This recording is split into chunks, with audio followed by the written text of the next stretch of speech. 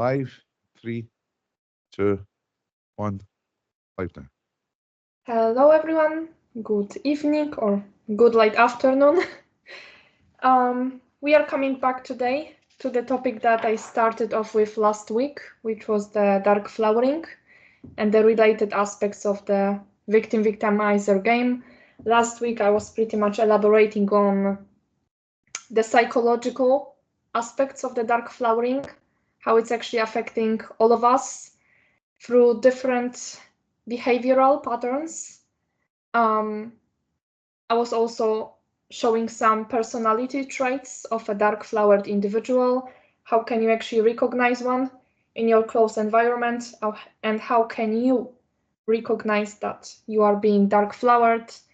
And we've been also talking about how is the dark flower spread and how you can easily catch it through different sorts of activities.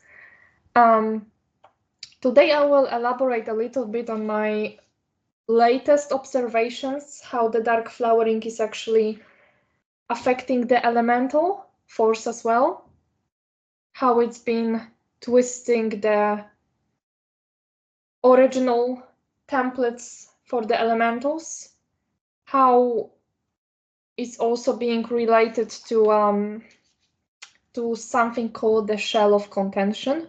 If you don't know what the shell of contention is, I will also explain you what that is and why it's actually important to get rid of that nasty shell. And I will speak a little bit about the aspect of this fight between the dark flowering and the bright flowering, or the light flowering, that's the same. What is actually going on along with that timeline split that we had, and how it's actually also related to those dark river passages and the bright flower gardens. And what else? I've been also asked a couple of questions that I added into my list. For example, when it comes to the blood transfusions and whether they can also transmit some of the dark flower affliction. I guess that's quite important as well to know. And how is the dark flowering also related to drugs? Are drugs causing any kind of dark flowering affliction? So, with that being said, I'm going to just quickly recap what I've been talking about last week. I will first, just for those of you who didn't read, who didn't watch my latest show, I will just explain you quickly what the dark flowering affliction is. So the dark flower distortions represent reversals in the lotus anatomy of the internal creation plasma body. The dark flowering affliction started spreading in 2009 during the event called the Norway Spiral. That's when a direct portal called the Dark River Passage has been opened between Earth and the Dark Rift, which is the black hole in the middle of our galaxy. The opening of the Dark River Passage caused the dark flowering to also start spreading to other timelines. If you had issues with the dark flowering affliction in your past lives, you may most likely have this issue in this lifetime as well. Because basically, the Dark River Passage caused this infection of the dark flowering to start spreading through other timelines, especially some of the Atlantean timelines have been infected. Due to the infection of the planetary grids, everyone these days is holding a certain level of dark flowering. So, even if you work on yourself and you clear your fields on a regular basis, you still hold like a small portion of it. But if it's like 2%, 1%, it's not really gonna affect you. It's just, again, a matter of understanding that we live in an environment which is a little bit contaminated, and there's not much we can do about it at the moment. We just have to keep clearing our fields from anything that comes up. The average level of the dark flower held by an average individual, and I mean those who don't work on clearing that dark flower affliction at all, that's about 8% to 15%. Those that work actively with the Christic plasmas should be able to decrease it to about 2 or 3%. The dark flowering becomes an affliction starting from about 20 to 30%. So that's how it is when it comes to the numbers. And later I'm gonna elaborate how it is on the planetary level. And just quickly, I will just get through these traits of how to actually, how is the dark flower spread. So as I've been saying last week, if you want to listen about it like more in detail, I would recommend you to just check out my YouTube channel. It's there, explained very much in detail. But the dark flowering is spread mostly through sexual interactions, planetary grid distortions, through demonic beings, all sorts of possessions, fatally or the black dragon infiltrations, through horror movies, brutality, all sorts of kind of horror movies that also include like the presence of different kind of beings that are technically created by the AI, but still they are projecting right into our consciousness, also all sorts of subliminal messages coming through the horror movies. Partially through the ancestral line, through unbalanced light body and external creation technologies, through theoretically the COVID vaccine, because there isn't any scientific proof for that, and also through all sorts of, well, certain drugs can bring sometimes the dark flowering, but I will get to that. So when we speak about the dark flowering, we are not talking about the light body things. So that means that there is like a big difference when we speak about like, oh, if you're doing this kind of activity, it may mess your energy, like, I don't know, for example, if you're working with certain meditations that often involve all sorts of angels trying to project into your fields, that's usually going to cause some kind of complications in your light body anatomy. But in here we are talking about the internal template. So that means that the light body is a construct that is external. So you can just easily get the things out of it. But the plasma body is like the core structure on the inside of your body. So that means that it's kind of like in between the core and the external structure. It's in between, it's internal. So it's as if the dark flowering is already a certain level of the distortions coming right from the core. And that's making it much more difficult to clear and realign.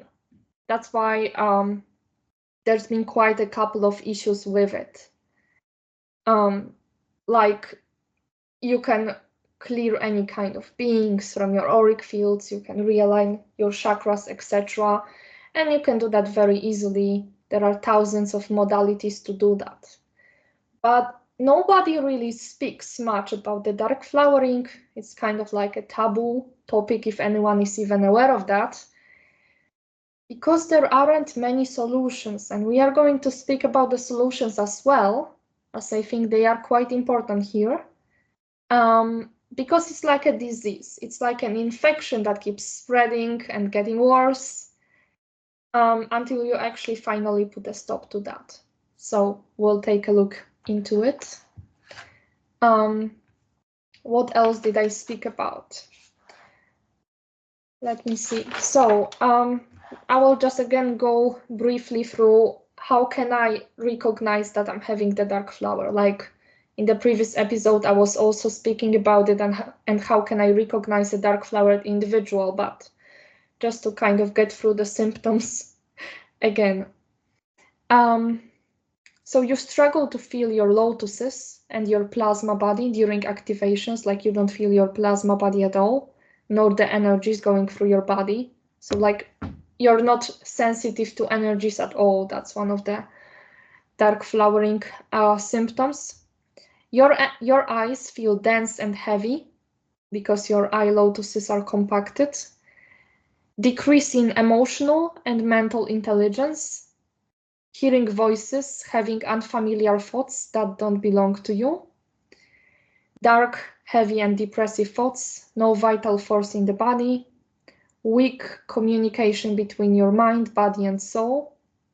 Your consciousness goes somewhere else during meditation very often. Too impulsive behavior patterns, you feel like you don't control yourself. Body pains, aches, inflammation due to the black goo that is in the body. Because last week I was talking about the fact that this black goo, this nasty black slimy substance, that's actually something that is the dark flowering. That's kind of how it looks like once it downsteps itself into 3D. So all of those black goo subliminal messages, all those celebrities wearing those black dresses and this fashion with those like completely black eyes, this is supposed to put this concept of the black goo into our minds. It's actually very tangibly connected with the dark flowering, which is an energetic condition, an energetic affliction that is taking place in the internal plasma templates. And also weak memory or memory loss and nightmares. And also if it's difficult for you to be excited or joyful about things, if it's difficult for you to be empathic, express emotions, that's one of the traits of a dark flowered individual, actually.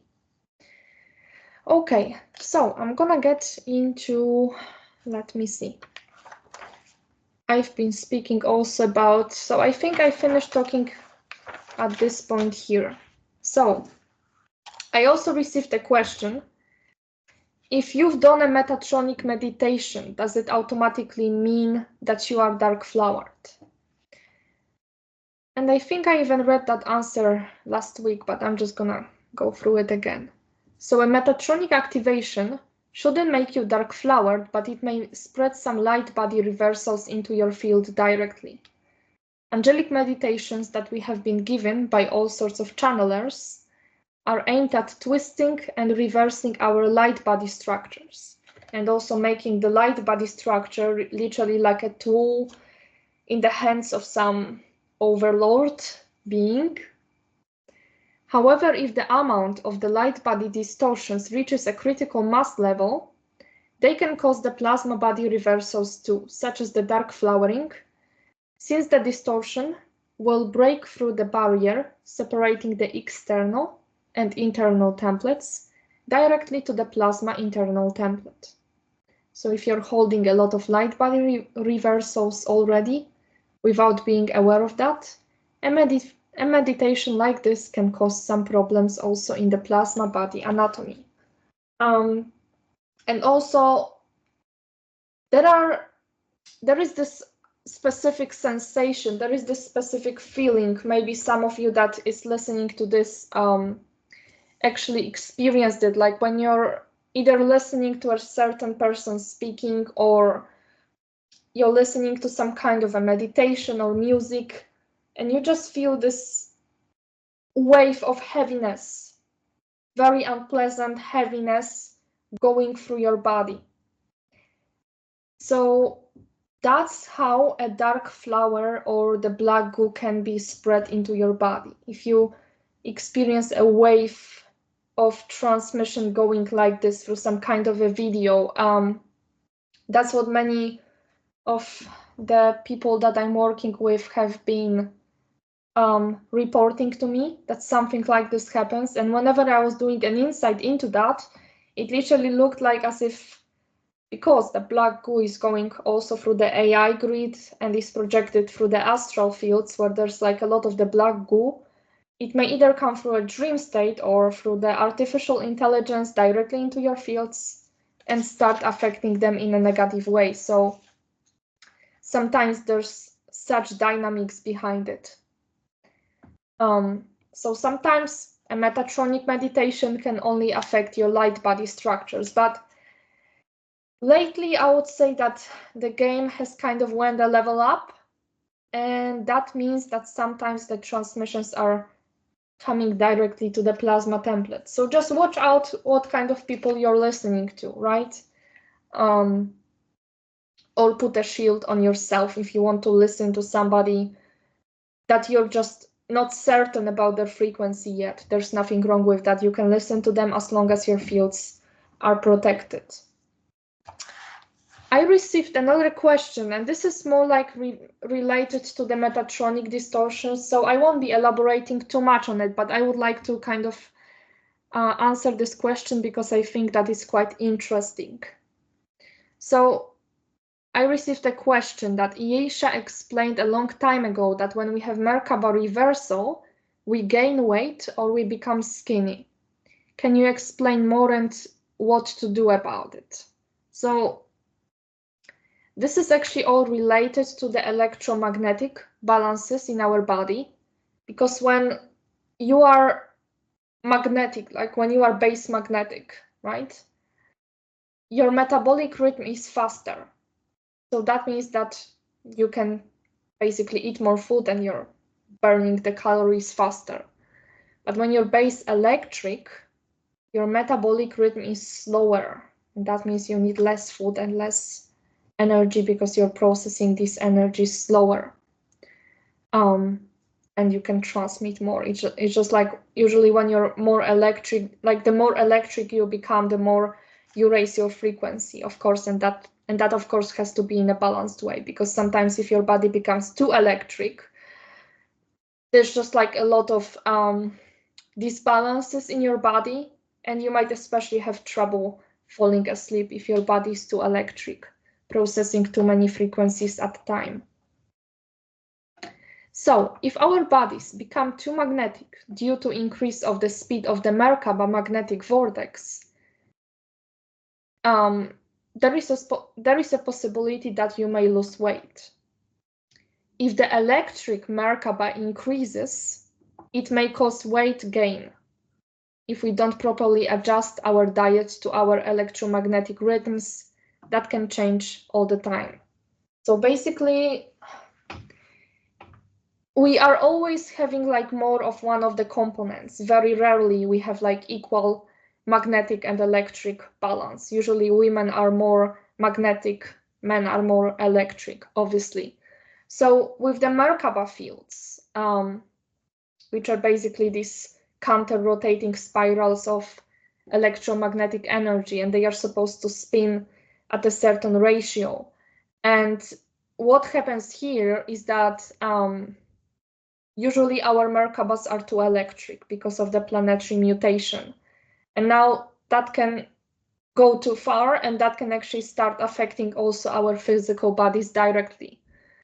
So that's how it works more or less. But at the same time, if you're going through certain frequency changes, and for example, for a few days you have no appetite, and then you can just eat like 10 meals per day, that is related to this electromagnetic energy actually like changing all the time. And then that's when you kind of have to adjust your diet to these electromagnetic changes. Just listen to your body and you will know how you're supposed to deal with that.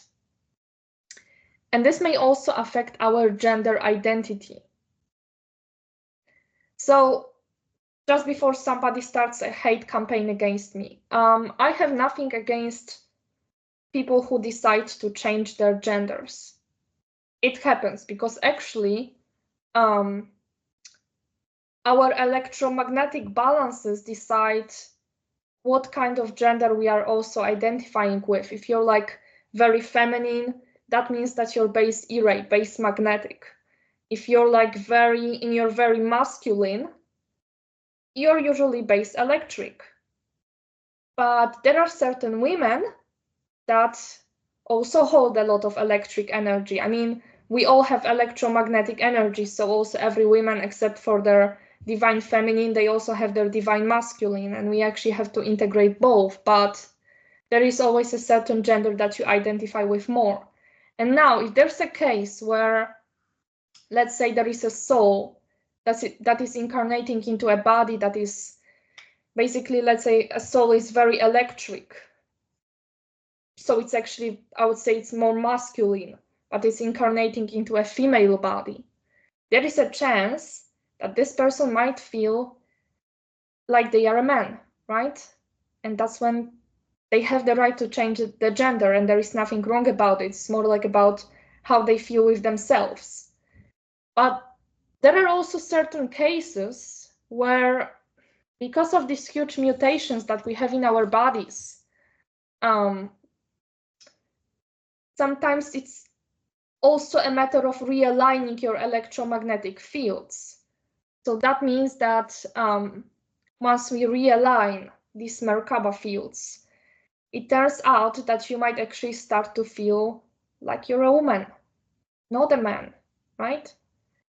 So it's more about the fact that if the soul that incarnates into a body, like a soul is electric and it incarnates into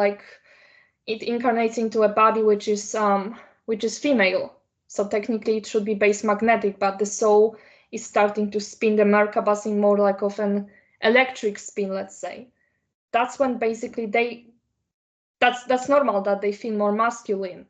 But if there's been any kind of like the soul, let's say, is magnetic and is incarnating into a magnetic female body, and somebody started twisting their Merkaba fields, and suddenly they feel masculine, that's a little bit of a distortion. That's why I would say that to all those people who are struggling with their identities, they need to go through a good energy clearing first in order to actually see, because, you know, each one of us, we all have different filters put on ourselves, like self-doubt, all of those different anxiety stuff that we are all struggling with.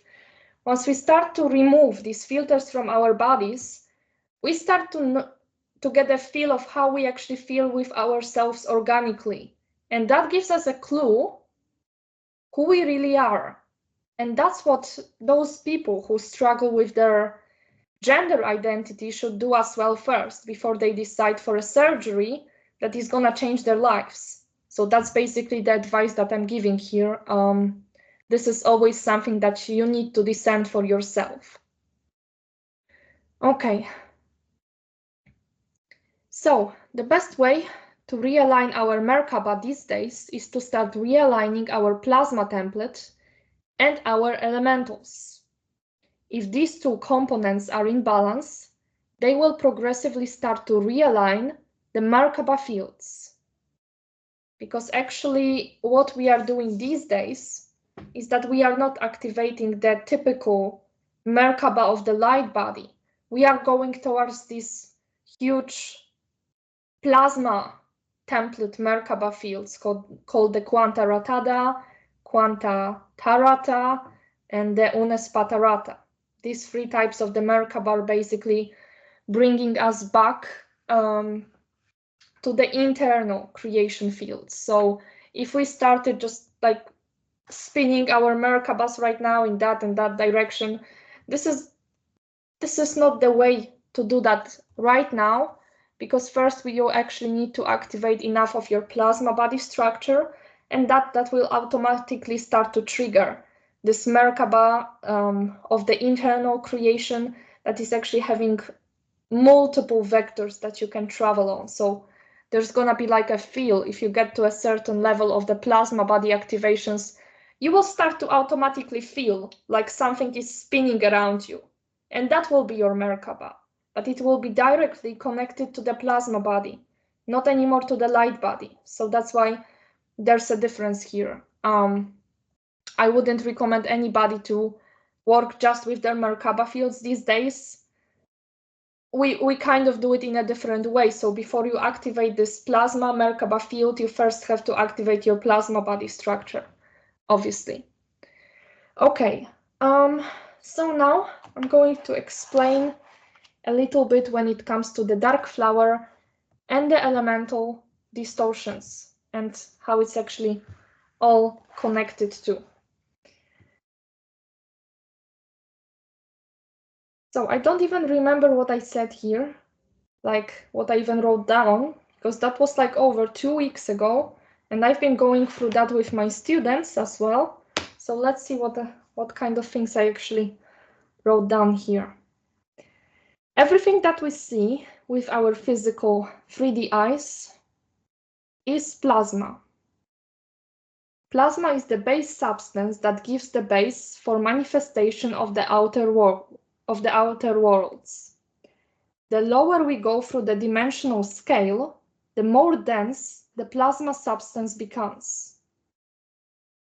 So that means that plasma is not just in the external creation, but plasma is behind the creation of everything that exists. It's like first we've got this Aya, God source, consciousness field, and the pure Aya plasma vapors, right? And then we've got the plasmas, which are like already in the internal. And then the plasma is actually downstepping into light. Light is actually like plasma is the pre-light. That's how it works. Plasma created the light. The external creation planes are made of light in its various forms of density. Plasma is the pre-light. So in the internal creation planes, we have pure plasmas as a main type of actual matter. On eternal creation levels, we have the plasma vapors or the plasms, pure units of the God source consciousness.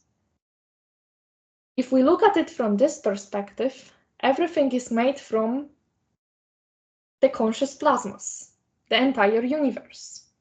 So all those philosophers looking for this primal substance that creates the cosmos, the answer is here. The plasmas are behind the creation of everything that exists. Plasmas hold the templates for manifestation of things. The elementals are very much connected to this because they are the expressions of the plasma frequency that downsteps its quantum, expressing itself as the elemental force that gives the life force power for the actual manifestation of the templates. The plasmas outstep in the form of the cathedral configuration. So the cathedral is kind of this twisted square, right? And the ether is at the center of the cathedral. And we've got the 4 elements on the outside of it. We've got the air, water, earth, and fire. Any kind of distortions in the elementals on the external level can be brought back to integrity by realigning them with their plasma template.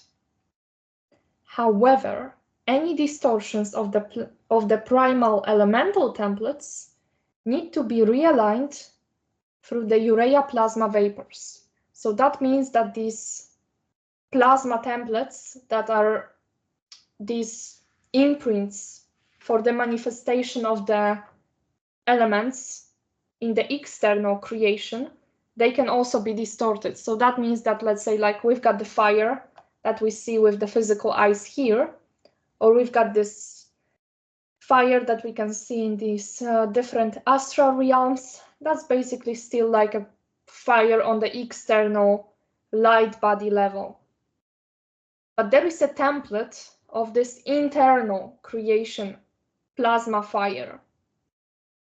And this template is basically holding all the coding for the proper manifestation of this elemental force of fire. And now if there are distortions in the fire plasma template, it's also going to represent certain distortions in the fire expressing itself in the external creation. Because in the past, the fire wouldn't be so destructive. We would be actually able to control the fire with our intention. We don't really do that anymore. So realigning these plasma templates will actually allow us for the successful communication with the elementals, right? Because in the past, we would be able to speak the elemental language. The elementals would be our really good friends. And the elemental language had all sorts of forms. It was singing, it was dancing, or it was just this telepathic communication between ourselves and the elementals. So there are all sorts of different forms of the elemental language that we all were able to speak in the past.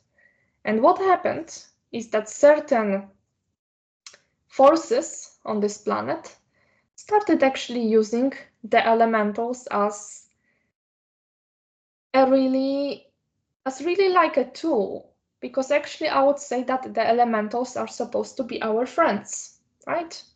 Let's be friends with the river, and the waters can heal us, or they can just give us life force.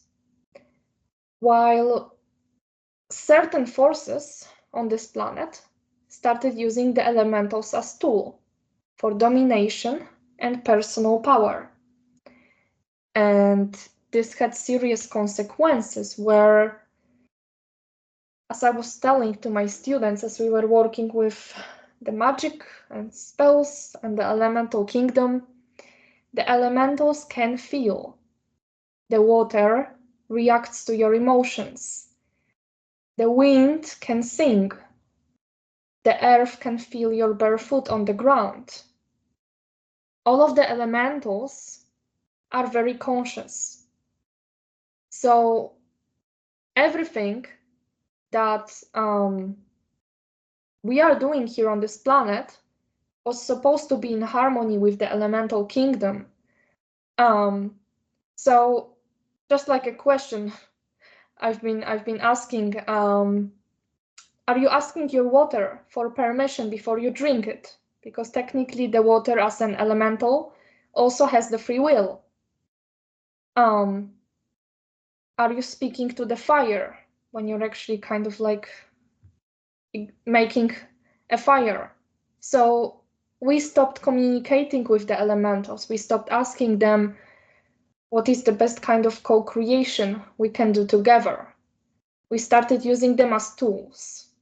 And now, if you look into all of those different magic ceremonies that are taking place, all sorts of rituals, they involve the use of elementals.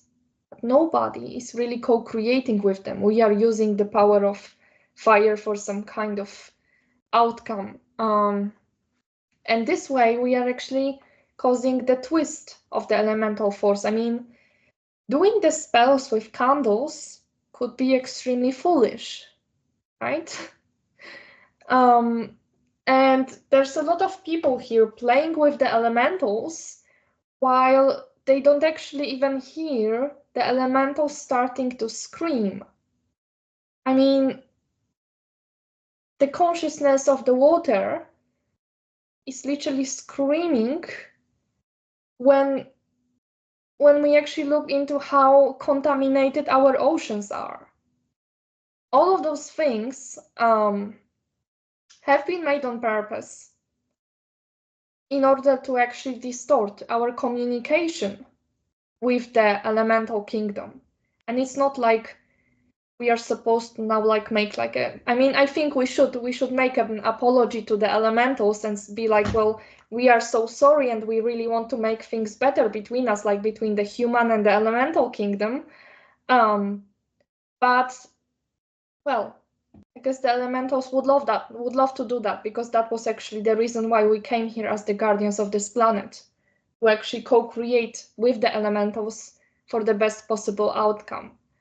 So this is something that I just wanted to mention here.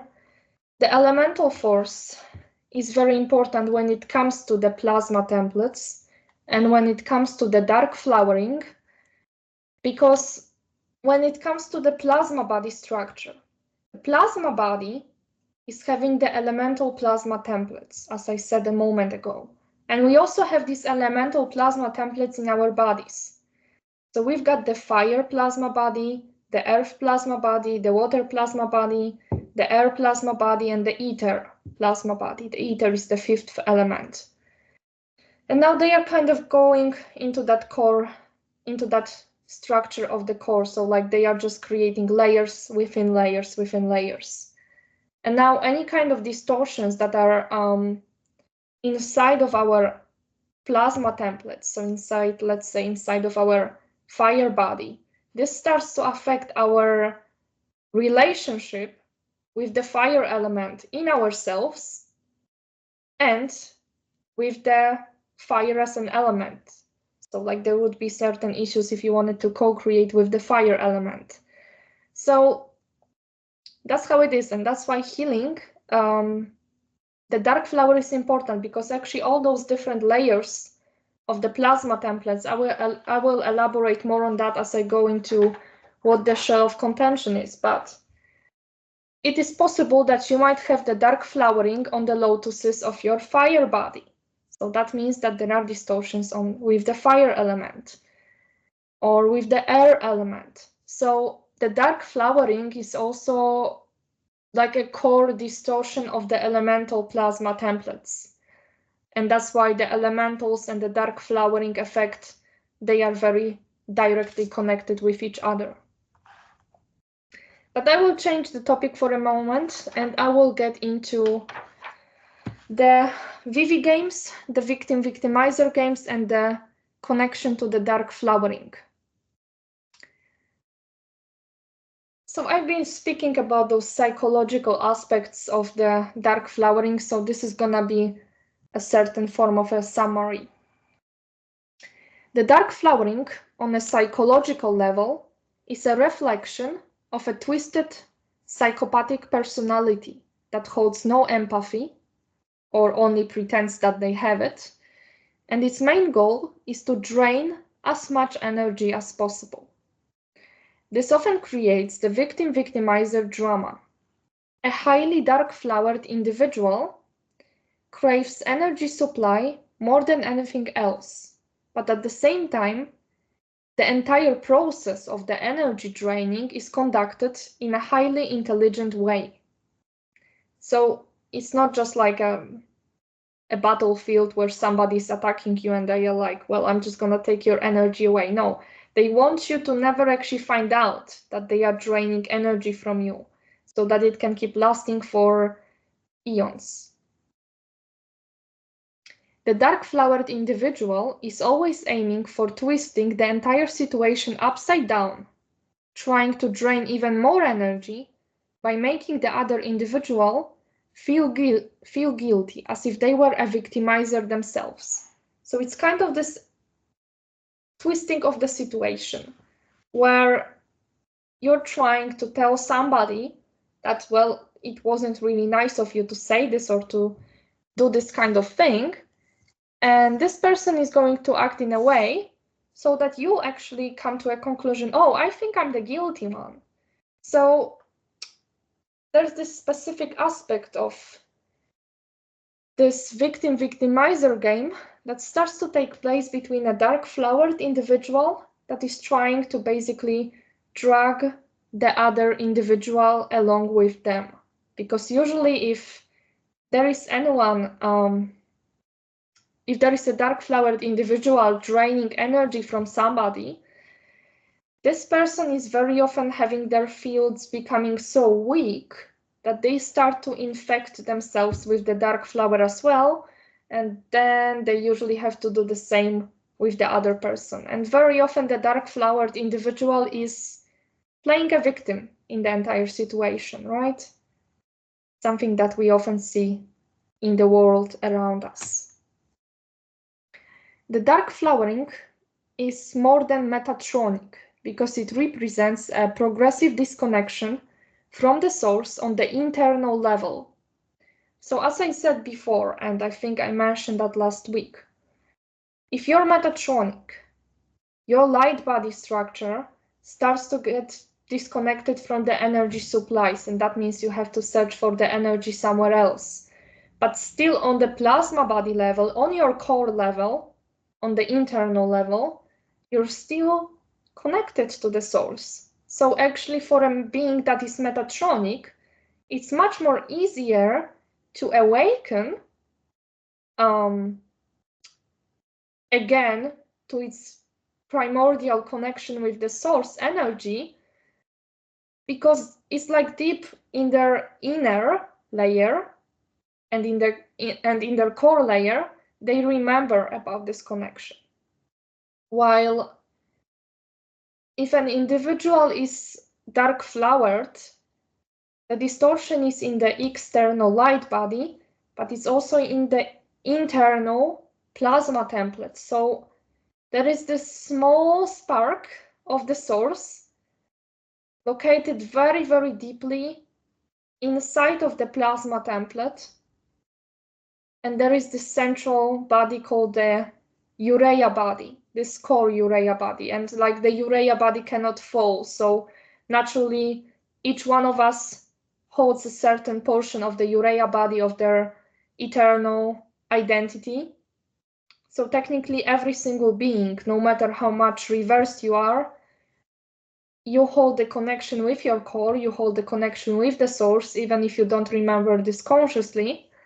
But it's a much more difficult process for a dark flowered individual to actually reawaken to their eternal potential. So the dark flowering is like an infection that keeps spreading, and it is taking the best things from us. What did I actually write here?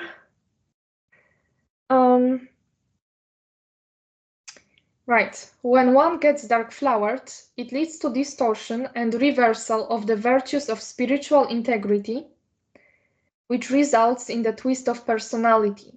So just to explain what I just said here.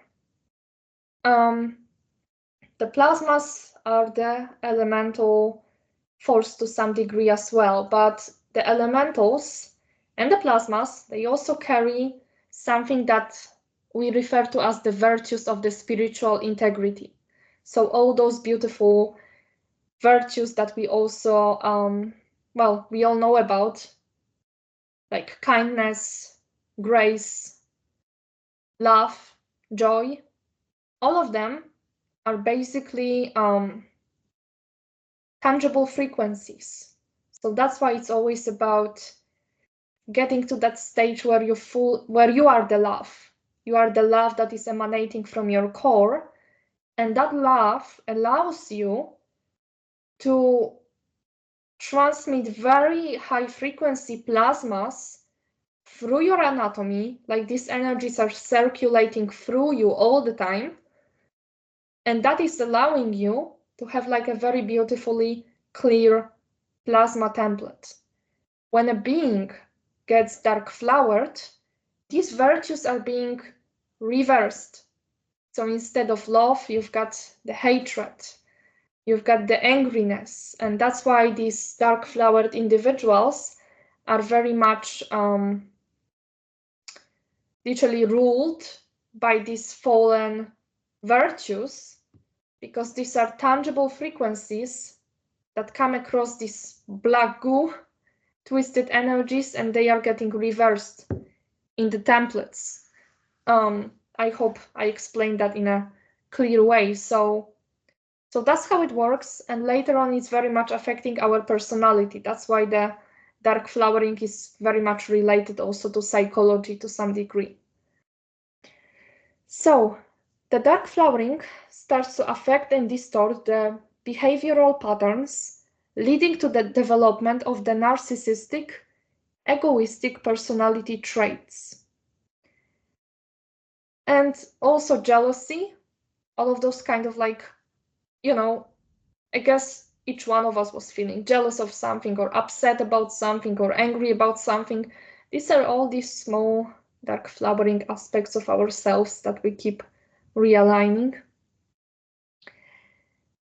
What happens very often is that the opening to the dark flowering effect takes place through emotional and mental body. Low emotions such as fear, anger, or grief allow for certain entities to come into our fields and start to use these emotions to gain power and control. The dark flower, to some degree, is mind control. You progressively start to become a tool in the hands of an impostor that craves your body. Because basically, there is something that I've been speaking about last week, about that we have those demons in the astral realms and like on all of these different levels of external creation, but we also have these plasma demons, those nasty beings made from the black goo. So like when that being starts to infiltrate the plasma body, they are just getting in and they basically start to poison you from the inside out. And you cannot just get this being out because it's literally merging with your structure. So you have to progressively build that energetic immunity and then later start to cut it out from your anatomy and progressively vaporize it with the eternal creation frequencies, right? So the black goo plasma demons, they don't have a body. I mean, they are like this twisted consciousness that is entrapped within this black goo energy, right? So this twisted consciousness wants to have a body more than anything else. So this becomes especially dangerous when it comes to any kind of like, let's say you're holding like a pretty high level of the dark flower affliction, and then you decide to kind of try out an out of the body experience where your consciousness just goes out of the body. Well, you're just kind of telling to this being like, welcome, just come and infiltrate me. So that's why when it comes to any kind of astral body projections or out of the body experiences, this can get very, very dangerous in cases like that. What else? So that's how basically this victim-victimizer game starts to come into play with such twisted consciousness. And now I'm gonna elaborate on that. So the victim-victimizer game has become a main strategy in targeting Christics and reversing their original coding. Aspects of this game include forced interbreeding. So this includes all those campaigns of forced marriages that's been taking place for centuries, not so much anymore, but still among certain cultures, and also forced breeding with the extraterrestrial races, especially those draconian reptilian races. There's basically still a lot of women that are holding the traumatic imprints coming from the time of these different infiltrations, and that's why their feminine energy is blocked. And that's actually an aspect of that victim-victimizer game that is aimed at basically blocking this divine feminine. And then that situation keeps repeating itself for multiple lifetimes. And another aspect of this game also includes something that I'm referring to as the over-contracting a soul. So that means that we've got a critical mass of stuck energy imprints that don't allow the soul to leave this realm, because all of those disharmonic energy imprints, they are like a heavy luggage that literally doesn't allow the soul to have enough frequency to leave this realm and break through this nasty frequency field that I hope will be gone soon. And it is also making us stuck in a loop of the vicious circle of incarnational cycles. So we've got basically three aspects: the interbreeding as an aspect of the VV game, a lot of energy imprints that don't allow us for the successful transition, and also endless incarnations. So where does this victim-victimizer game come from? It has always been a bipolar drama between the good and the bad ones. It has been the main aspect of the vicious circle that we got ourselves into. We forgot that we all come from one eternal consciousness. That's why we have been entangled into the game of blame, fault, and urge for justice. We allowed for this drama to unfold and take over our lives.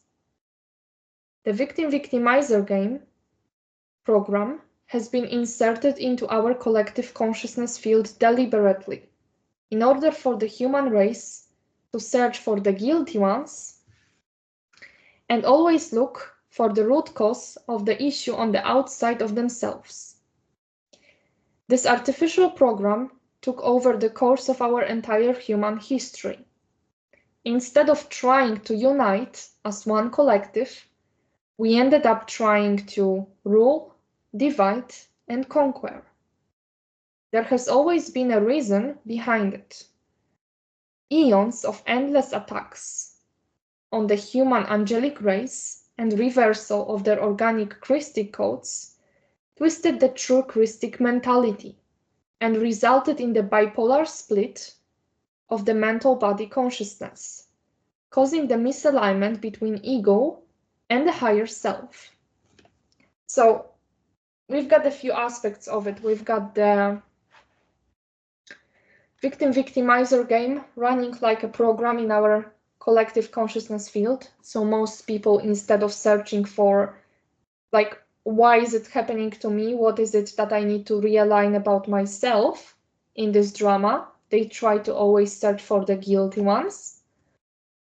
And that's a program that is running through the mind of the collective. That's why it's so difficult to get out of it. We've got also our history, which is also a part of the programming, the traditional history, where every tribe is killing the other. We've got all sorts of massacre, wars, and traumas. That's another aspect of this programming where we were never thinking about peace. There's been always certain conditions to make the peace, and there's been always certain groups being guilty for something, and we never ask ourselves why something actually happened.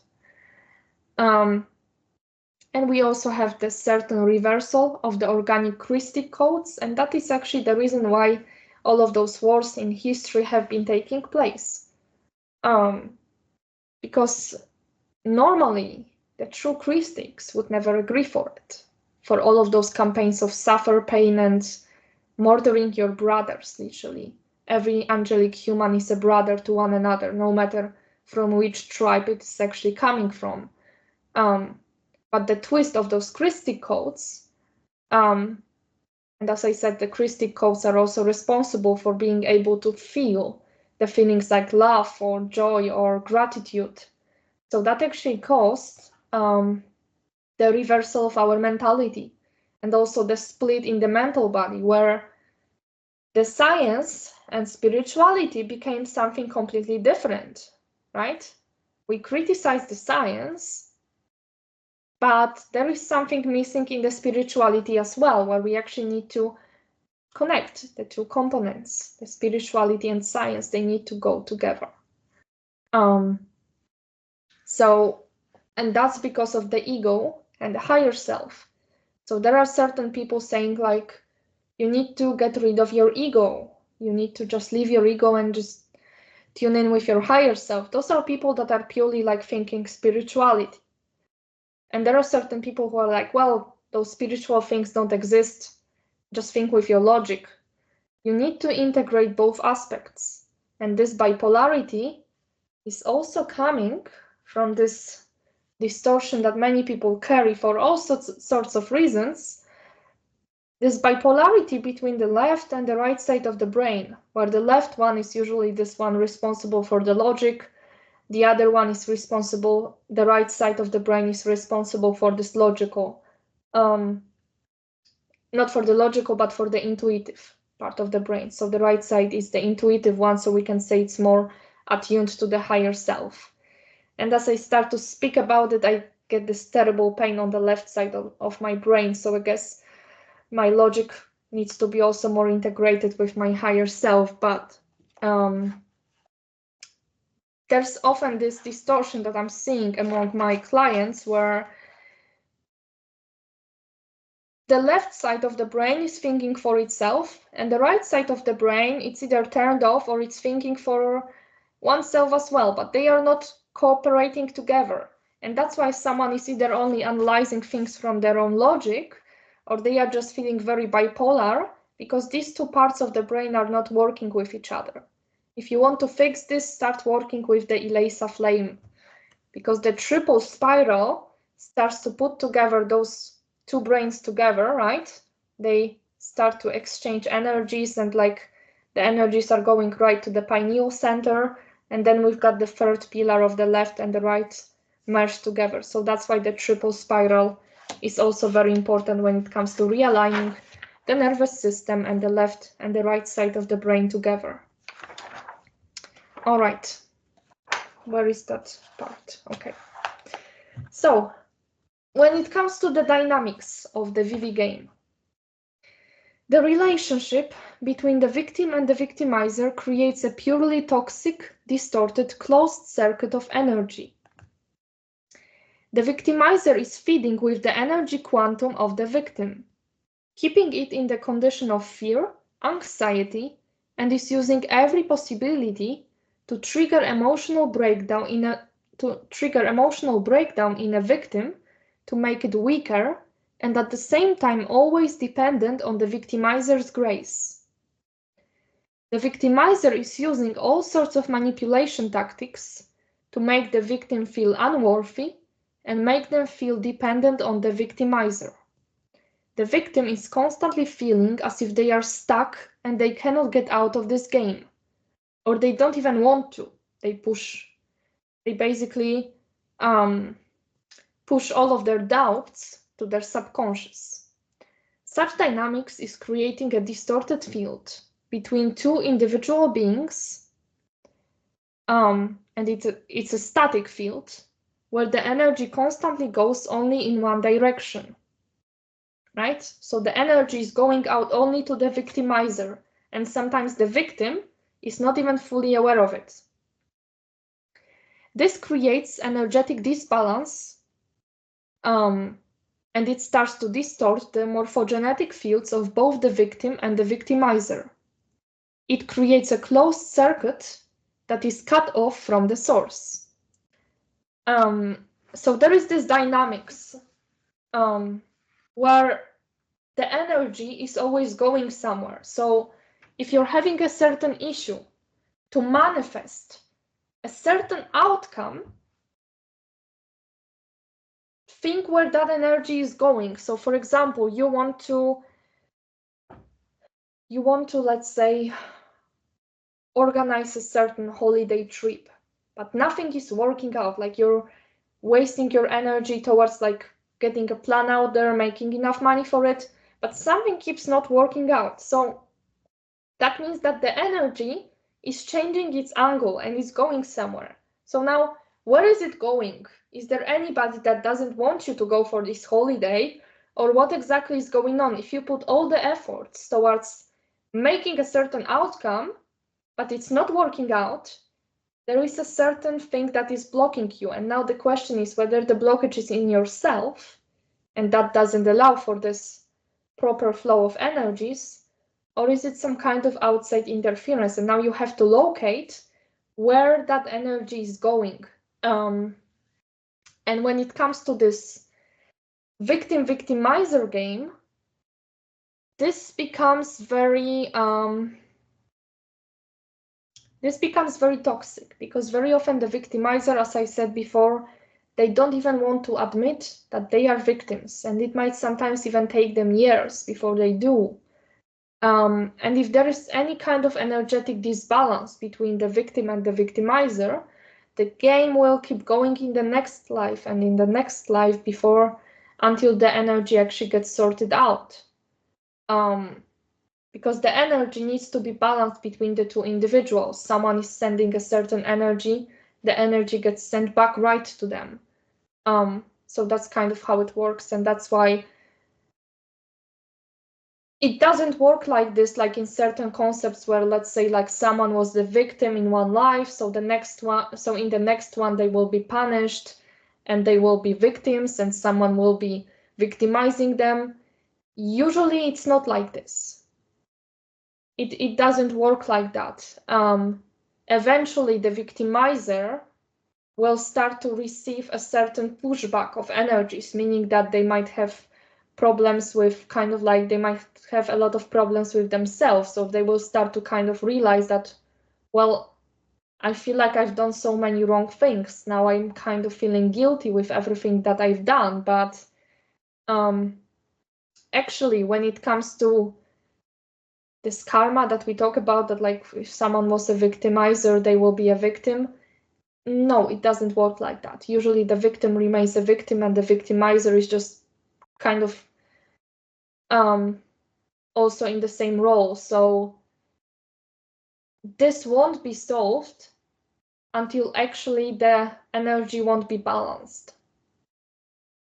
And how actually this Vivi game is affecting our daily lives, very often in the subconscious way. So a bond between the victim and the victimizer does not disappear after they both move to a different incarnation. So that's why a suicide is never an option here, because you will most likely come across this victimizer anyways again, or a different person, but with the same energy imprint. The victimizer's crave for energy and the victim's crave to be craved, because actually the victim starts to have this really weird pattern where this Stockholm syndrome and this urge to seek for attention and validation, because they don't feel like they are enough, that's something that starts to awaken within a victim, because they don't have enough energy, because it's being sucked in from them. They are trying to seek for attention from other people. So that's why it again starts to be like a vicious circle. And that creates a very strong magnetic field that pulls these two individuals together again in the next incarnation. The game keeps going in different bodies and different circumstances, but the encryption is still the same. So there are stories where, and it's usually with women, with a lot of these victim imprints, where that feminine, that divine feminine has been blocked, where a woman would be in a marriage that would be very unhappy. There would be some kind of domestic abuse. And then, for example, that same soul would rebirth in another body. And for example, she would be born in a family where there is also domestic violence.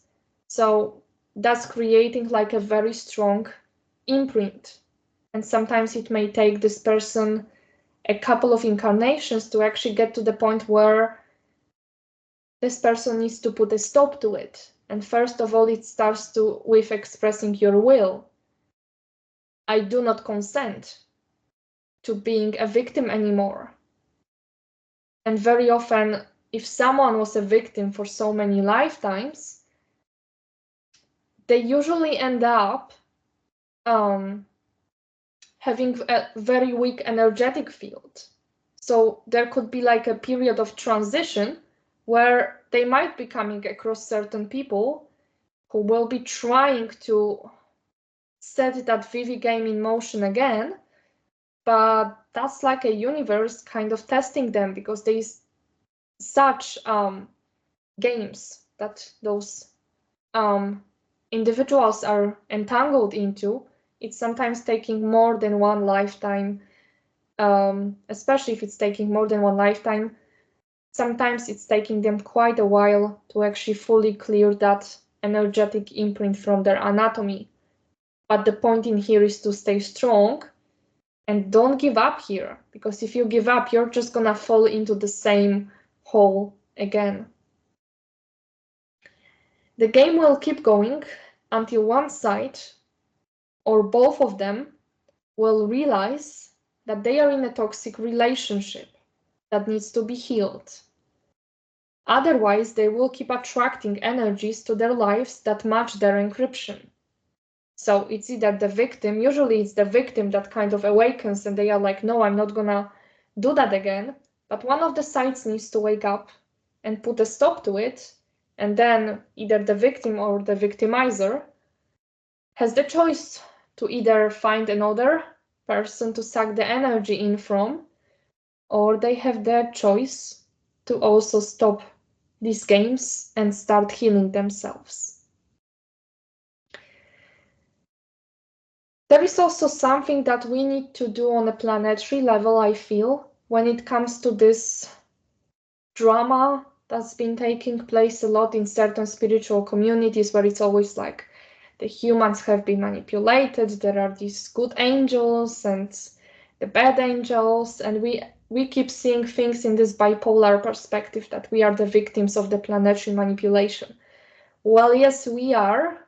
We've been manipulated for eons, but the difference is that we finally have to get rid of this mentality, because if we keep ourselves in this victim condition, we are not going to set our planet free.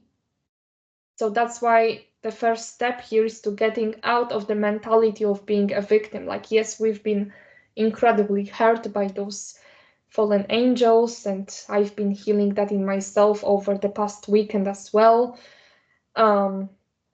Even seeing that someone in my family is literally my biggest enemy for eons, but I'm just leaving that behind. So it's really about staying grounded here, a little bit of the earth element, where we have been hurt terribly by those angelic forces, but we are at this stage where we can take the power into our hands and start reclaiming ourselves and this planet, period. Okay, so I guess this is enough when it comes to the Vivi game. And as I said, all those personality traits of the dark flowered individual that I mentioned last week, that urge for energy control, that the dark flowered individual is basically like, if you're dark flowered, if you're having like a serious affliction, not just a little bit of it, but if you're having a big affliction, you feel like you just don't control yourself, like you don't control your body. And so there is this aspect of you that wants to be in control, that wants to control something. So this subconscious mechanism that starts to take place, like, I cannot control my body, so I'm going to try to control something external so that I'm in that illusion of controlling something, at least a certain aspect of my life.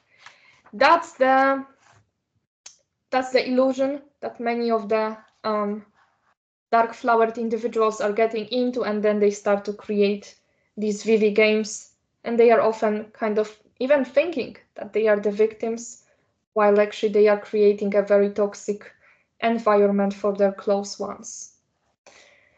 Okay, so I'm gonna get back to the topic of the shell of contention and what that shell is, because again, it's kind of related to the elementals. So the shell of contention is an inorganic crust between the physical body and the plasma body skin, because we've got the physical body skin, right? And underneath the like on the inside of the physical body, there is the plasma body, right? It's like there's like a few centimeters of difference. And there is this black inorganic crust that is between the physical skin and the skin of the plasma body. And that is referred to as the shell of contention. And we've got also something called the seed of contention. And that is basically the blockage in the Kundalini, that is like the core of that shell. So if you crack the seed of contention, you will also start to release the shell of contention. Due to the shell of contention, we are not able to feel our plasma bodies properly. The shell of contention doesn't only exist between the physical body and the plasma body skin. So it's also something that can exist on different layers of the elemental layers. So for example, as I was saying, that it's like we've got this plasma elemental template. So we've got the fire body, the earth body, water body, air body, ether body, and in the core of it, we've got the urea body. So they initially create layers within layers. So like the fire body is the most outer layer, then we've got the crystal body on the inside of it, then we've got the water body, air body, ether body, and then the urea body. And this can cause all sorts of elemental distortions on the internal level. So for example, there can be like a shell of contention between the earth and water body, right? So there are also like these inner layers of the shell of contention. And this shell causes disbalances in the plasma elemental templates, and at the same time, the distortions are reflected on the light body layers. If you have a big amount of the dark flowering within yourself, you most likely struggle with the shell of contention too. Usually one doesn't go without the other. So if there is like a big dark flowering infection, there is also a problem with the shell of contention. The shell of contention also represents all sorts of distortions on the inner layers when it comes to the elemental structure. Okay, and I'm just feeling guided to tell about the 3 points where kind of this shell of contention needs to be cracked. Like I'm just feeling them in my body now. So it's like, this also came from my experience during a couple of sessions where when we've got this wing spot in between our shoulders, in order for you to like pop your wings out, you need to release all the blockages from that energetic point where the wing spot is. And now what I've been seeing very often is this black crust on the wing spot. And that was kind of looking similar to the shell of contention layer.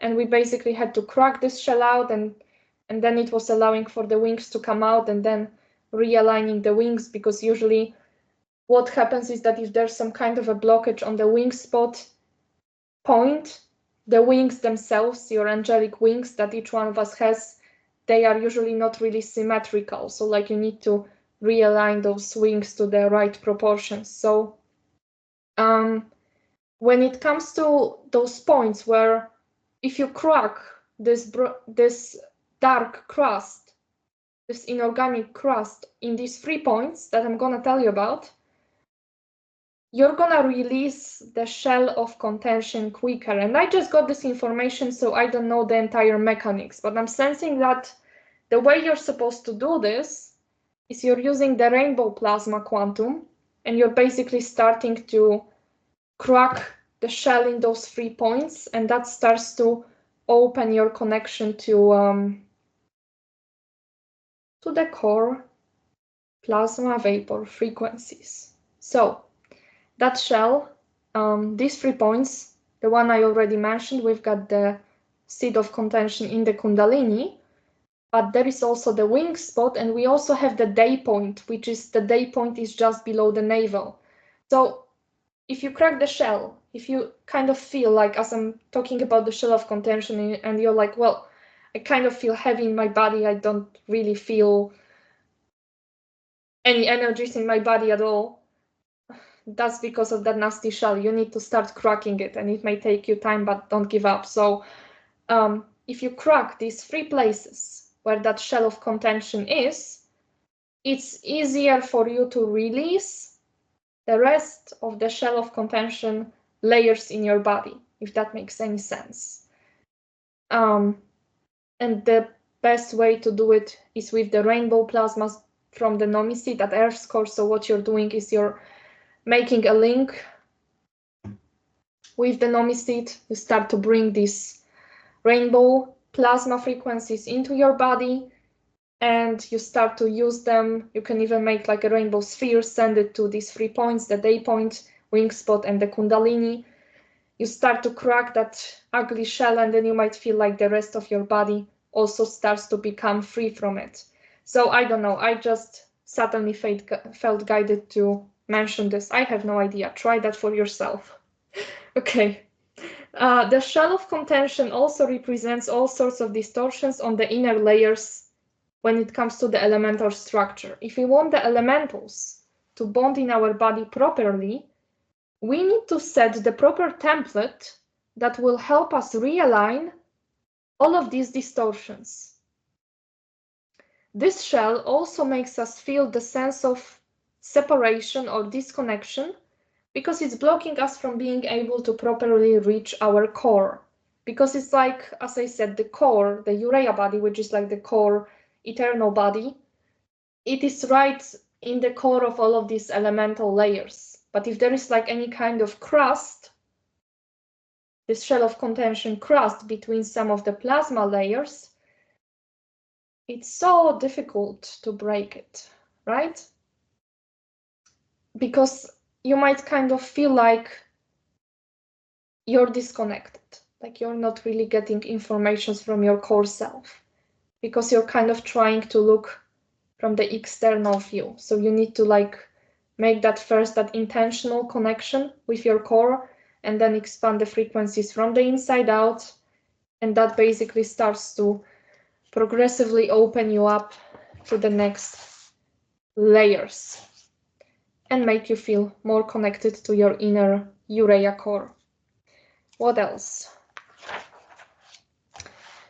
So I will come back for a moment to that topic of those black goo beings and kind of like how they are being shown in the pop culture and how that's been actually also affecting the astral, because I received that question like, or did I ask this question to myself? Now I don't know, but it's not important. But like, how do you recognize like a dark astral being from a black goo demon, like a plasma demon being, right? There's a difference. So I'm just gonna read that and, as usual, just kind of add some things in between. Certain astral beings that look black are simply a fallen consciousness. So there could be some monsters, like some black-eyed beings, but they don't have to necessarily carry the black goo. They can be just dark, right? But without this external creation component. However, there is a difference between the black astral beings and the fallen twisted consciousness that transmits the distorted black goo through the astral field. Dreams that feel heavy or phantom may suggest an interference from such being. The black goo is heavily transmitted through the AI fields connected to the astral fields.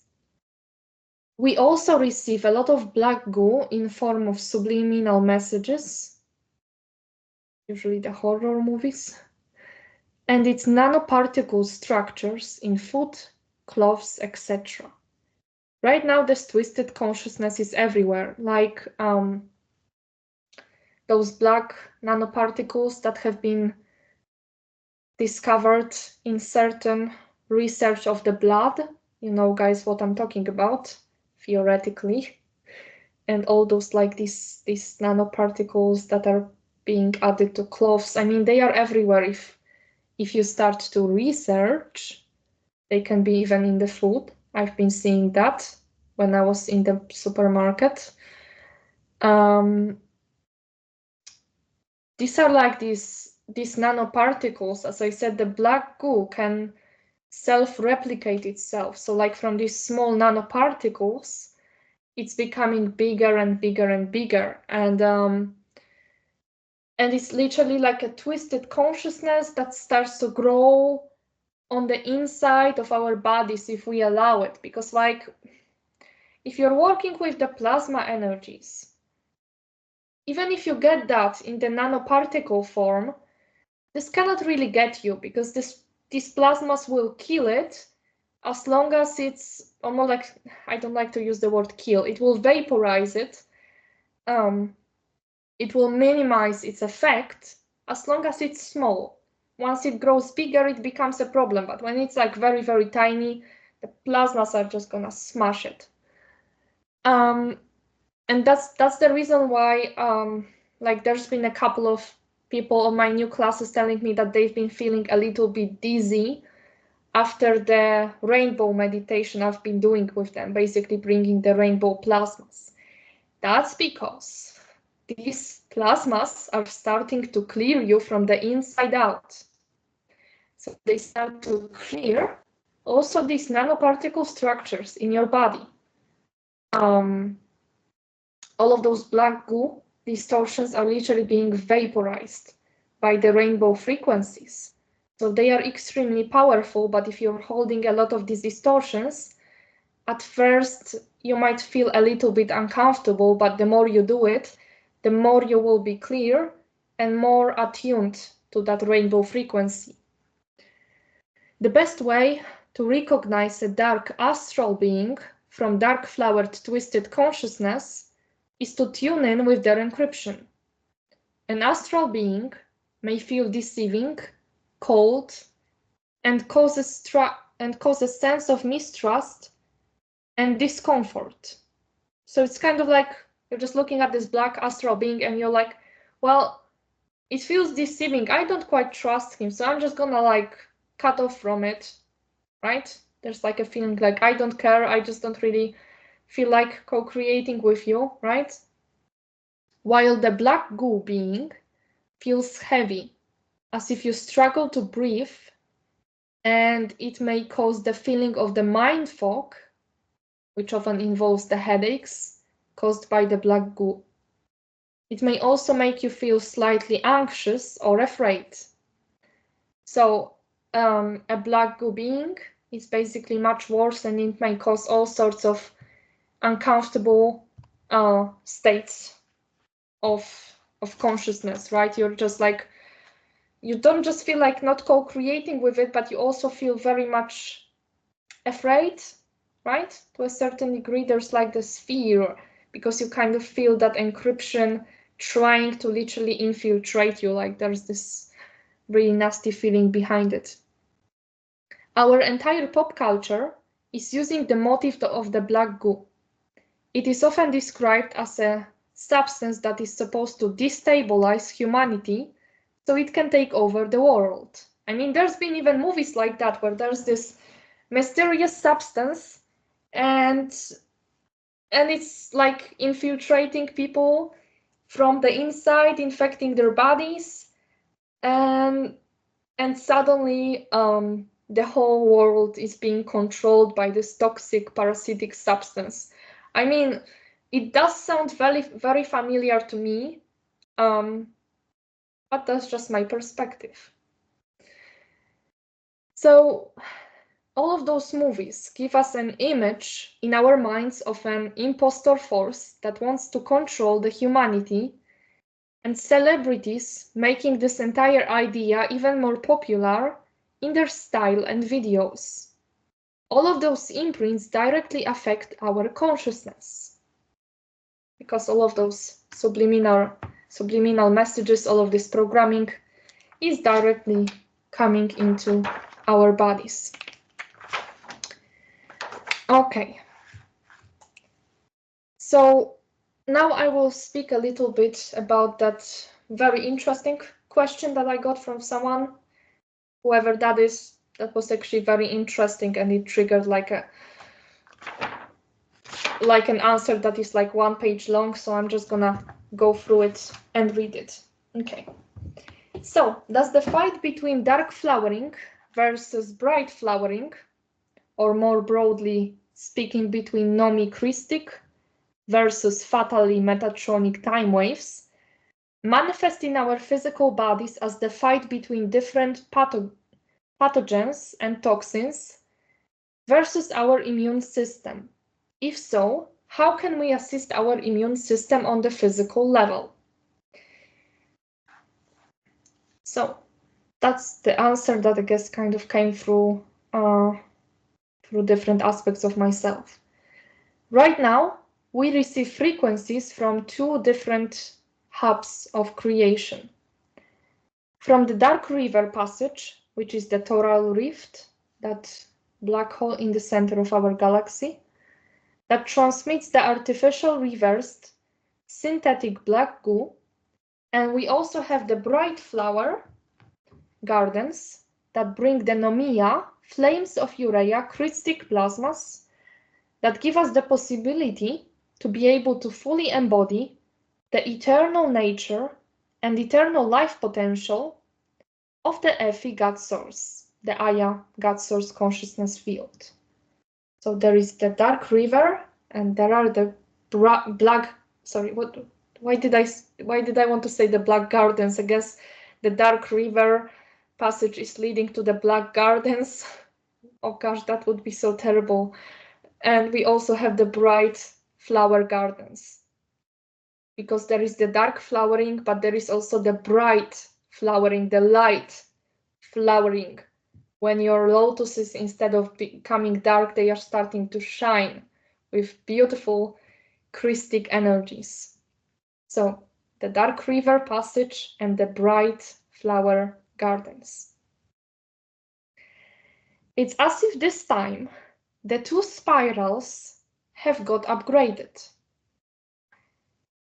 The Christic spiral becomes a primordial eternal spiral transmitting the urea plasma frequencies, while the Metatronic spiral brings in the reversed violet ray and black goo dark river flows, becoming the gonfal spiral of death. These spirals are not just affecting our light body anatomy, but also the plasma body.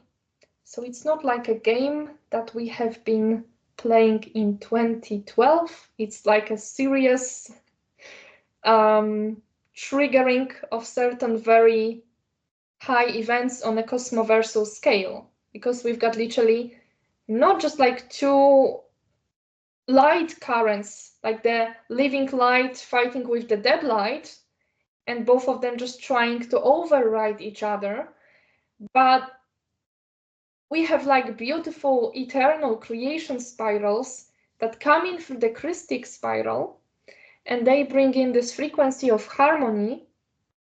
And at the same time, we've got this Metatronic gonfal spiral that is bringing in these dark river flows, which are like, in most simple terms, the black goo, right? And the reversed violet ray, the reversed plasmas. And these spirals are basically intersecting with each other, and the Christic spiral is overriding a Metatronic gonfal spiral, because basically nothing in the entire cosmoverse can override the urea eternal creation frequencies.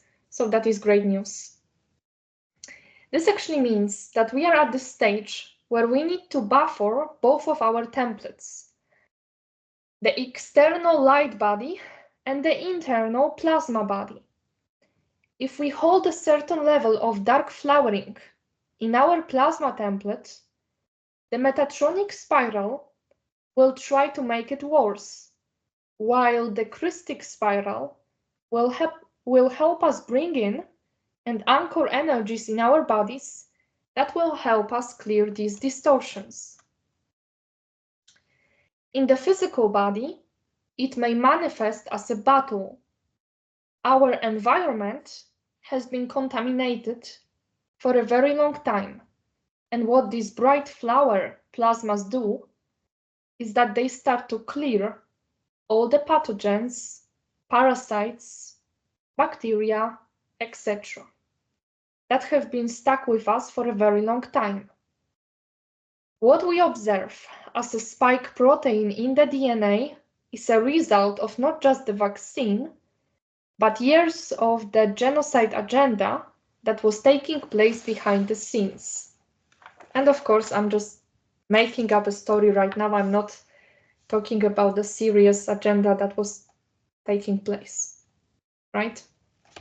As always, I'm just talking about the story of the two spirals fighting against each other. I should like make a cartoon about that or something like that. Okay. coming back to the serious stuff. The black goo, spike protein, etc. They are distortions that go all the way to the distortions that we have in our internal templates. If they are supposed to be managed, they need to be healed from the core. The black goo can be overridden easily. That's why the best way to start is to start building the immunity on all levels, starting from the core and going from the inside out.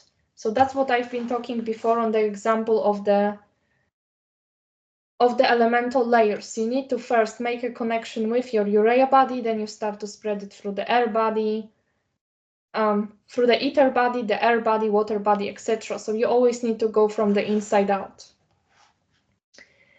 When it comes to the solutions, because actually when it comes to that huge amount of the pathogens that we carry in our bodies, we don't even realize how many of the harmful bacteria we carry and, you know, all of those weird parasitic stuff that I'm often seeing in people's bodies.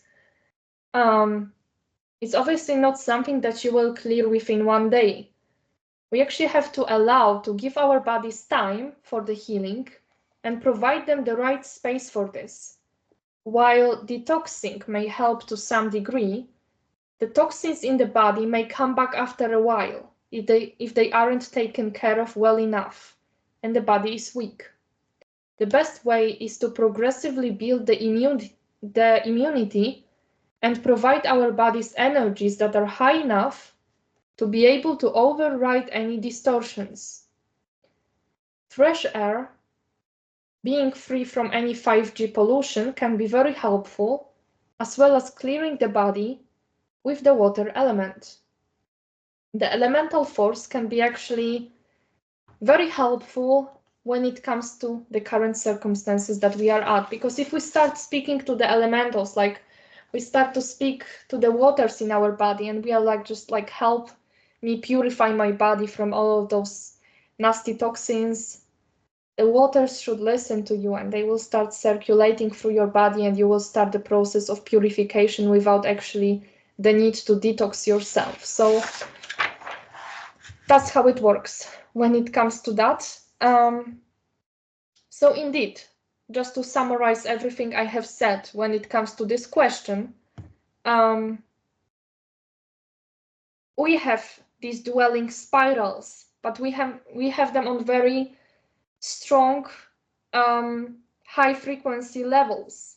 It's not just a play between the Metatronic and the Christic spiral, but we have this fight between the dark flowering and I guess the black dark river gardens and the light flowering and the bright flower gardens, right? So this is like a just another level of the game. We can do this.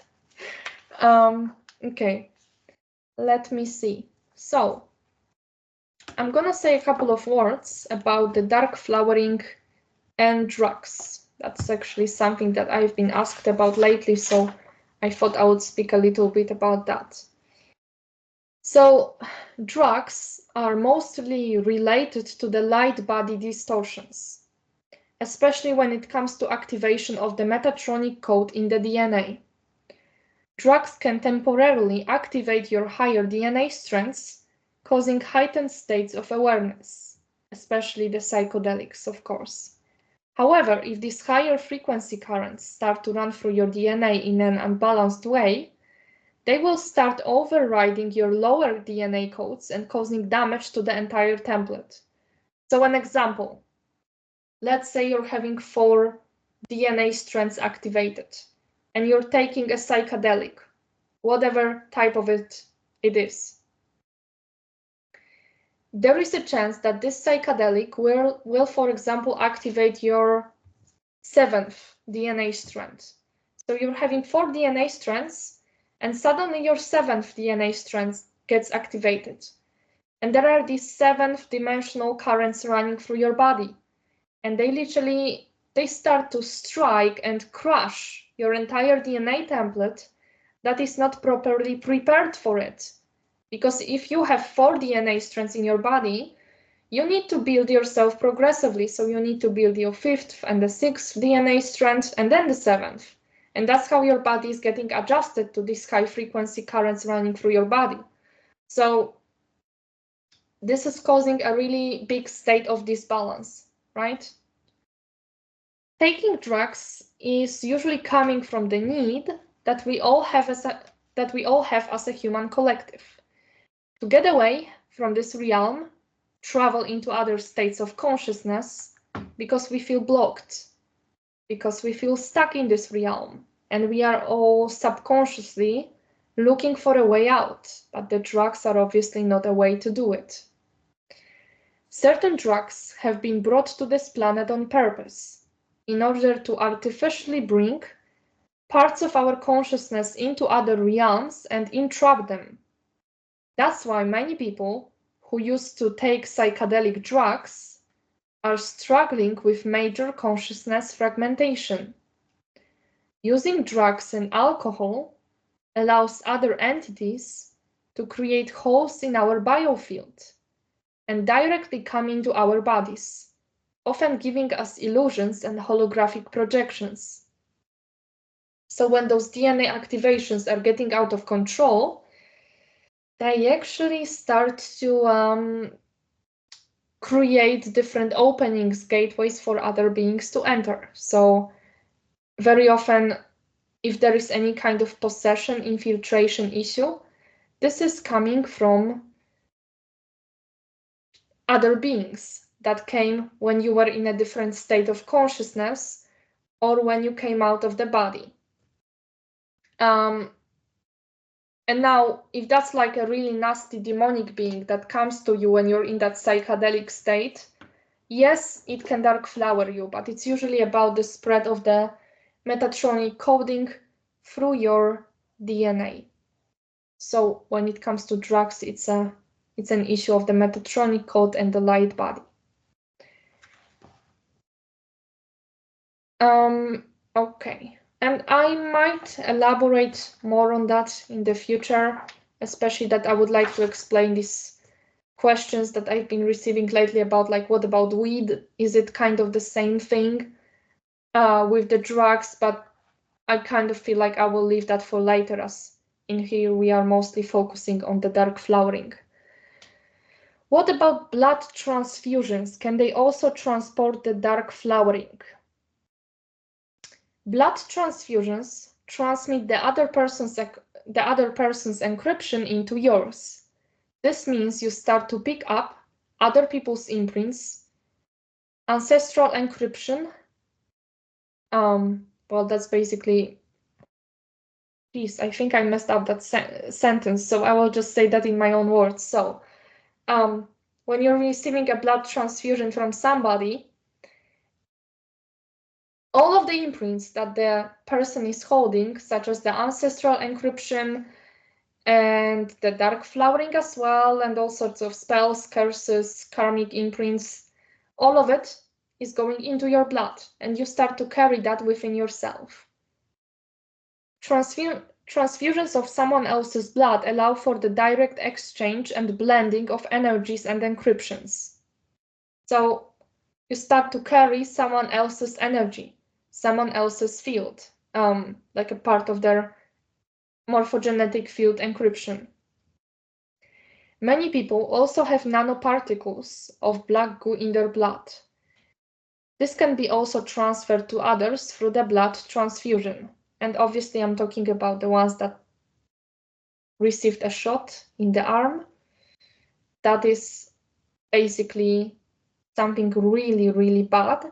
And these days, those who are having a blood transfusion, they don't really know whether that's coming from the person who took it or not, and that becomes an issue. If a transfusion is really necessary, if you really need it, it is the best to get our blood from a family member, because that is basically giving you the closest genetic encryption as possible, right?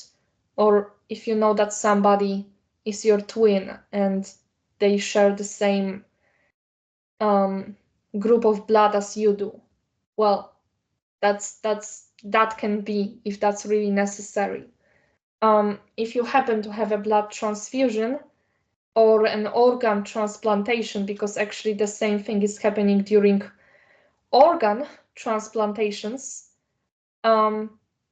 is the best to just remove that energy imprint from your body. So for example, if let's say you had like a transplantation of the kidney, right? You have a kidney of somebody else. Just imagine that you're taking out all of that energetic imprint, right? You're putting it into a bubble, and you just, with your intention, you just send that energy imprint back to the person whom it originally belongs to, so that you don't have to come across them in a certain lifetime so that you could get your energies back. It's just a waste of time at this point. So remove the imprint of that person, or just like imagine that you're taking this imprint out of your blood, send it with your intention to the person to whom it belongs to, and start to fill in your blood or any kind of other organ with your energy. That's the best way to do it. Okay. Another question that I received, I've got like 4 more. How much dark flowering do newborn children get if the mother and father have it? Or are children kind of protected to keep only their dark flowering from past lives? Is the mother's milk transmitting the dark flower to the baby? Is it okay for another mother to give the mother's milk to another baby? So there's like a couple of questions here. I will answer them one by one. So if a baby is growing in the womb of a mother who is struggling with dark flower affliction, there is a chance that the dark flowering will be spread to the child. However, there are also cases when it's the baby that starts to infect the mother. This is because the mother and the fetus are sharing the same energy field during the gestation cycle and until about the 6 years of age. This means that they are sharing energies between each other, right? So it's the mother that can spread a part of the dark flower affliction when she's merging energies with her child, but it's also the child that can pass on from its personal imprint right into mother's fields. So there are different cases here. A child is picking up energy imprints through the ancestral imprint, and that also includes the dark flowering, or it may also cause the tendencies to be more vulnerable to it in the future, right? So there could be like, there are certain people with certain tendencies to literally magnetize dark flowered people to their lives, and then they are getting infected themselves. That's also coming as a certain targeting imprint, actually. There is usually, not always, because sometimes the child is incarnating in a family that has these problems with the dark flower affliction for a reason, but there is often an energetic match between the dark flower levels of a parent and a child. So sometimes both of them are sharing the equal levels of the dark flower affliction. When the mother is breastfeeding, she is transmitting the prana energy, the life force currents, to the baby. Any energy distortions are at the same time also passed on to a child. However, it is important for the mother to breastfeed the child because it helps the child maintain the energy protection of its field. It basically helps with building up a strong, healthy energy field. So like the breastfeeding is very important. It's just also good for the mother to remember about keeping her fields clear while she's actually doing it.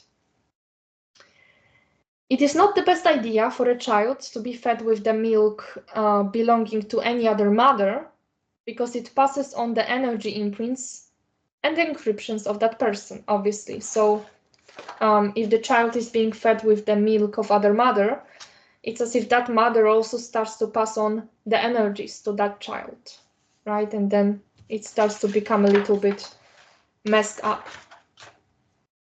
Basically, a small baby needs to be in the energy of the mother for the first few months especially, and actually for the first few years, because that's helping the child also create a strong energetic field.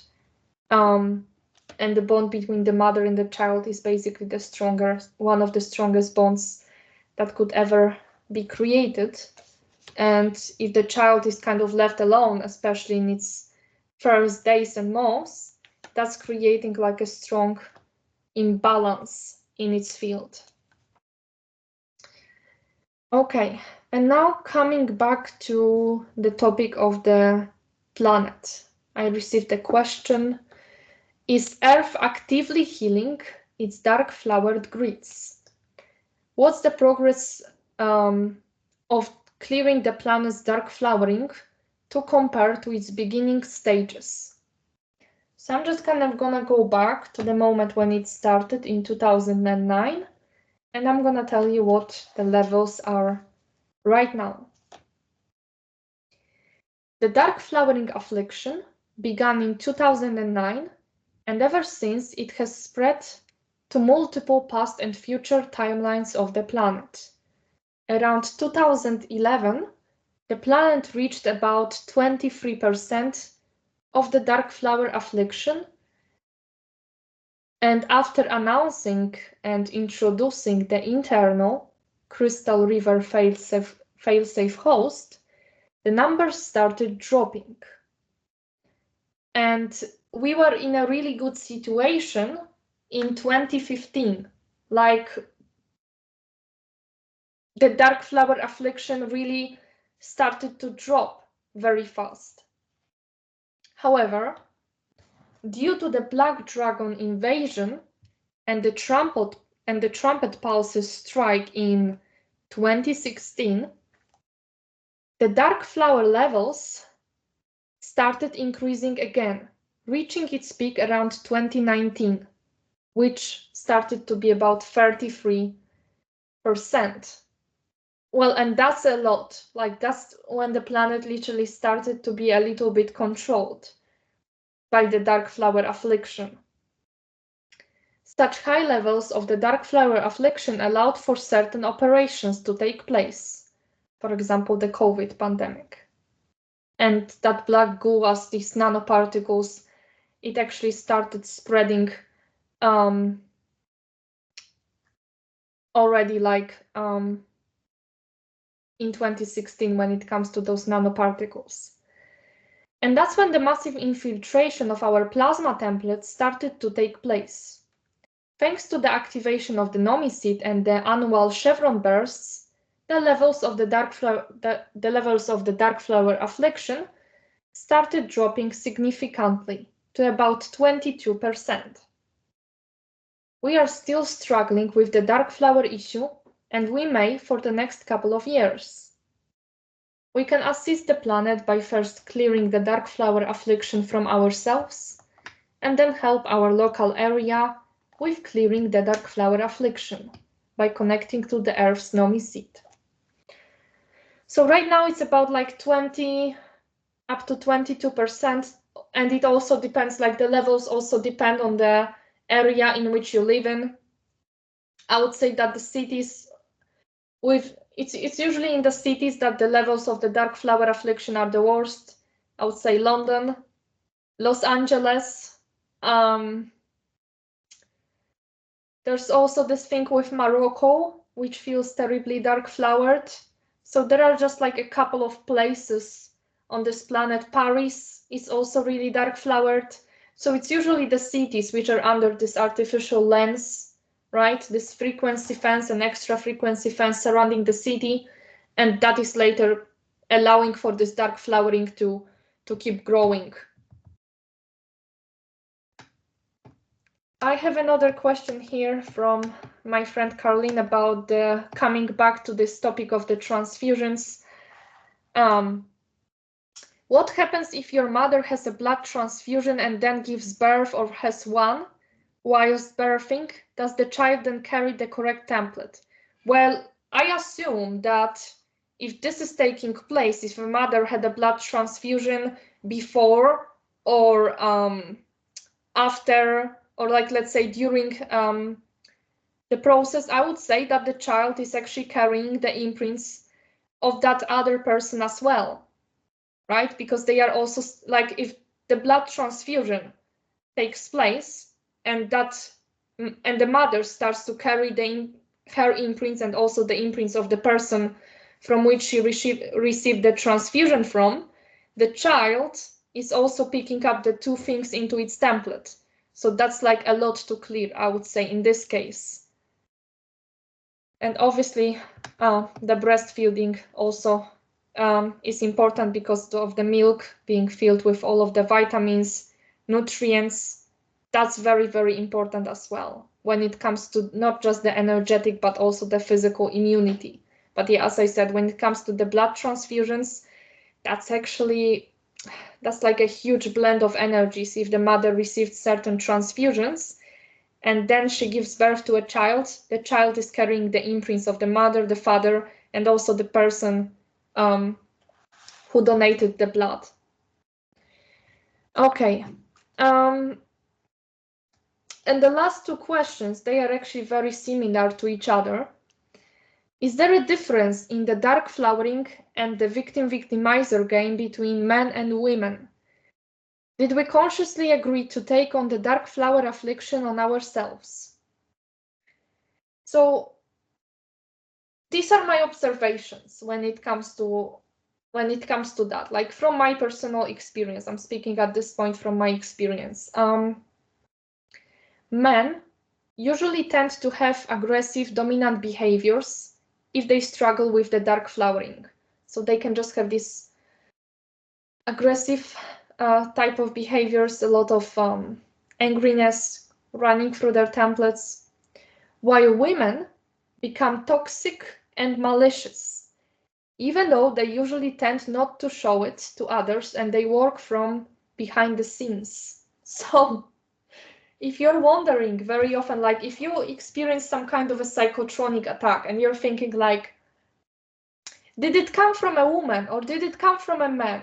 So let me tell you how you actually discern that. Because a man is gonna attack you once and he will just want to just knock you out after one attack. He will do that once and he will just cause some really major damage. While the woman, if there's some kind of like a witch trying to come after you, she's gonna do it slowly. She's gonna poison you very, very, very slowly. You're gonna get weaker and it's gonna be like a very slow and painful death. So that's how women are doing it. So that's why when it comes to the attacks coming from women are usually the worst.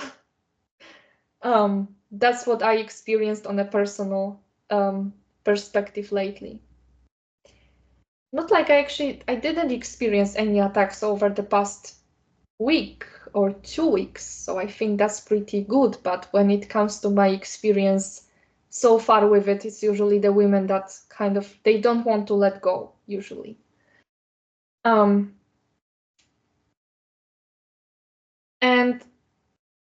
there was like another aspect of this question: did we consciously agree to take on the dark flower affliction on ourselves, like before we came here? Did we kind of know that as souls? So my take on it is that the dark flowering is something that most of us didn't take into consideration when we first came here, because we were actually thinking that we are going to realign these grids and we are going to assist in a specific way, but didn't really involve the dark flowering. Actually, some of us hold special templates that allow us to transmute the dark flowering distortions more easily, or do such work for the planetary grids. However, the Fatally and later the Black Dragon invasion is something that happened against our free will. Same case with the dark flowering. I mean, we didn't invite those guys here. They just came here, and all of those races that have been here for a very long time, like all of those reptilians that we hear in the conspiracy theories, of course, they are here, theoretically. well, maybe they are not walking on the streets among us. I mean, some of them do, but most of them are underground. But like those guys came here, those black dragons, and they are like, well, now we just take over the planet. And those lizards are like, what? And they got really terrified.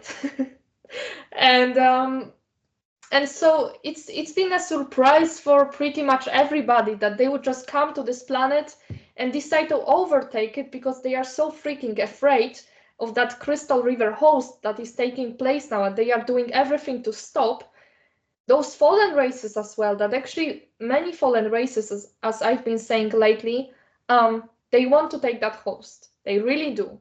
But those black dragons are trying to contract them and force them to do certain things for them. So it's become a bit of a messy game.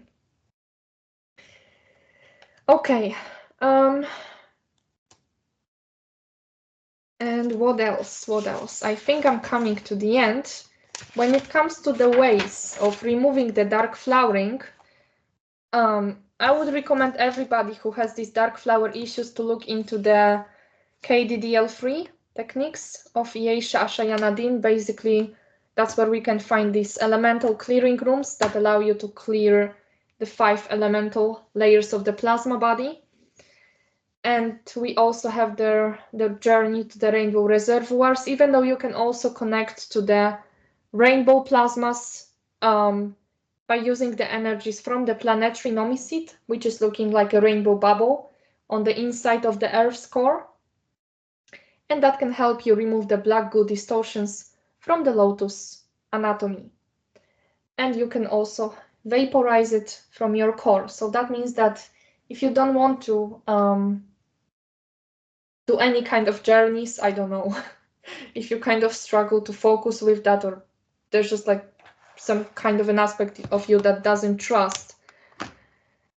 In very, very simple terms, each one of you has your own core, the core of you. And this core is kind of like, let's say, below your heart chakra, like in between your solar plexus and your heart chakra, let's say. And that's what it is. And from that point, you can spread these vapor energies to all of your elemental bodies and progressively start this process of clearing. And I think I'm getting speechless, so I guess I'm just getting to the end of everything that I was supposed to share here. As you can see, the dark flowering topic is a really large subject. We can actually dedicate another show for it, but I'm not gonna do that. I think I'm just enough with this topic, but it's getting more and more intense. I would recommend each one of you, especially as we are going towards the equinox that takes place in 3 days, and I'm already just feeling that and processing it from my body. That basically connect to the nomicid, connect to the Earth's bubble of eternal creation, because that can be actually your rescue from any kind of interference that you might feel over the next few days. Just shield your fields and you're gonna be just fine. And just a small announcement from the People for People platform. I'm just gonna share that the People for People has no corporate funding, ensuring no censorship. So basically, this platform is relying only on other people's donations. So we basically need the Rumble listeners. If you're listening to this on Rumble, you can help out by clicking the thumbs up and the follow buttons. Share this on the social media, and if you can, subscribe to this channel. Share this channel, which is basically always trying to bring the best content possible with no censorship. And also the People for People members, share the site on social media, and please consider donating. The donate button is at the top left side of the page if you feel like you would like to donate and help out the platform, which is always trying to bring the best content. So thank you so much for listening. I really do appreciate all of you. Thank you so much for all your input with the questions. I think that they've been extremely interesting, and your questions also helped me learn the things that I didn't know before. So with that being said, this is everything when it comes to the dark flowering. If there will be still like a lot of questions coming up, I might do another show as a continuation of it in the future. But for now, I wish you a wonderful evening. Have an amazing time. Have an amazing week. And I will see you next Monday at 6:30 Polish European Central Time. Bye bye.